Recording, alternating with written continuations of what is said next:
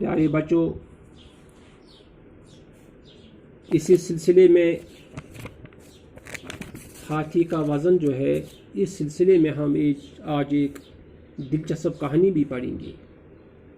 پیارے بچوں، ایک دفعہ کا ذکر ہے کہ ایک بادشاہ سخت بیمار ہوا، یہاں تک کہ جینے کی آس امید باقی نہ رہی۔ اس نے یہ منت مانی کہ اگر خدا نے اسے صحت عطا فرمائی تو اس کے نام پر ہاتھی کے وزن کے برابر روپیہ تول کر بھوکے ننگے فقیروں میں بانٹ دے گا۔ بانٹ دینا، تقسیم کرنا، منت ماننا، نظر ماننا، نیاز کرنا۔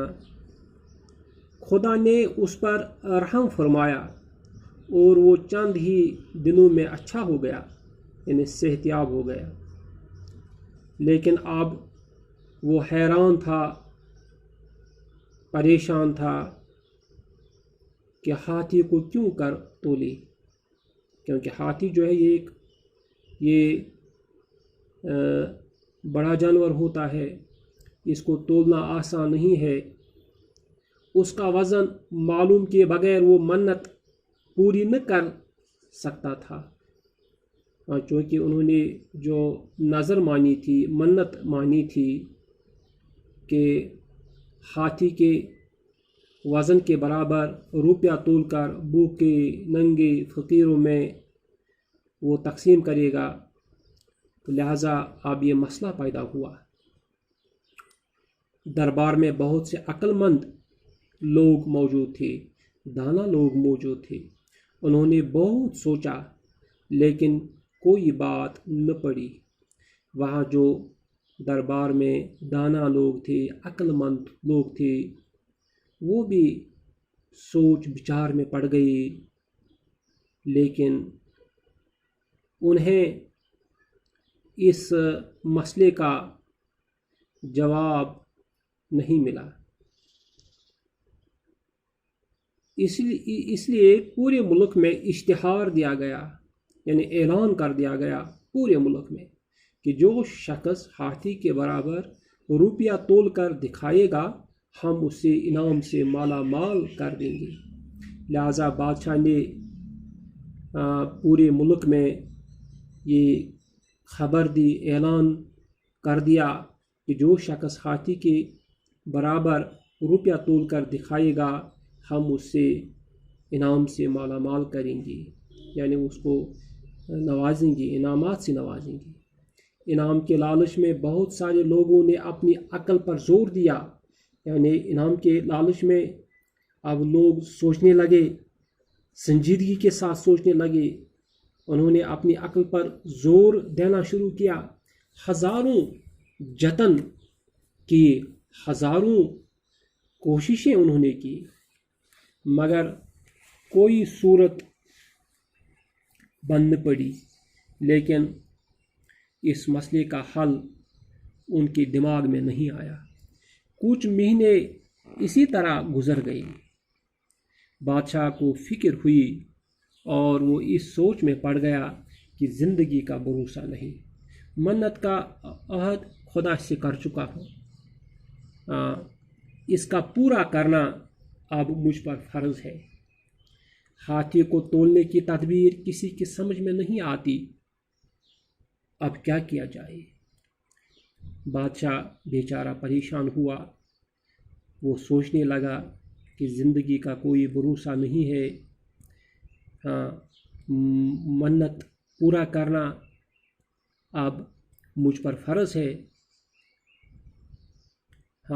ہاتھی کو تولنے کی جو تدبیر ہے وہ کسی کی سمجھ میں نہیں آتی، اب کیا کیا جائے؟ ایک دن وہ اسی شش و پنج میں تھا، اسی پریشانی میں تھا کہ ایک ملا، کشتی چلانے والا، ملا کشتی چلانے والے کو ملا کہتے ہیں، خدمت میں حاضر ہوا اور عرض کی، جہاں پناہ مجھے تدبیر سوچی ہے، یعنی میری دماغ میں ایک ترکیب آئی ہے، مجھے تدبیر سوچی ہے، اگر حضور روپے اور ہاتھی میرے ساتھ کر دیں تو امید ہے کہ میں دریا جا کر ہاتھی کے برابر روپیہ تول کر حضور کو دکھا سکوں۔ یہ سن کر بادشاہ بہت خوش ہوا، وزیر کو ہاتھی اور روپیہ ملا کے ساتھ کر دینے کا حکم دیا اور خود بھی درباریوں کے ساتھ دریا کی طرف چلا۔ شہر میں یہ بات مشہور ہو گئی، اس لیے بہت سے تماشائی بھی دریا کی طرف روانہ ہوئی۔ جب بادشاہ، درباری اور عام لوگ وہاں پہنچ گئے تو ملا نے ایک ناؤ کو کنارے کے قریب لا کر کھڑا کیا، ہاتھی کو اس پر سوار کیا گیا۔ ہاتھی کے بوجھ سے ناؤ کا کچھ حصہ پانی میں ڈوب گیا۔ جہاں تک ناؤ پانی میں ڈوبی تھی وہاں ملا نے نشان لگا دیا اور عرض کی، حضور ہاتھی کا وزن اتنا ہے، اب ہاتھی کے وزن کے برابر روپیہ تولنے کے لیے ناؤ کو اس نشان تک پانی میں ڈبو دیا جائے۔ اس کے بعد ناؤ میں روپے بھرنے کے لیے کہا گیا۔ بادشاہ کے حکم سے لوگ ناؤ میں روپے بھرنے لگے اور پانی میں نیچے ہوتی گئی۔ جب نشان تک ناؤ ڈوب گئی تو ملا نے کہا، بس اب ہاتھی کے وزن کے برابر ان روپیوں کا وزن ہو گیا۔ بادشاہ و درباری ملا کی اس تدبیر سے خوش ہوئے اور اس کی عقل کی داد دی، اسے اتنا انعام دیا کہ وہ بڑا دولت مند بن گیا، یعنی امیر کبیر بن گیا۔ بادشاہ نے ناؤ میں بھرے ہوئے روپے یتیموں، بیواؤں، محتاجوں اور مسکینوں میں تقسیم کروایا۔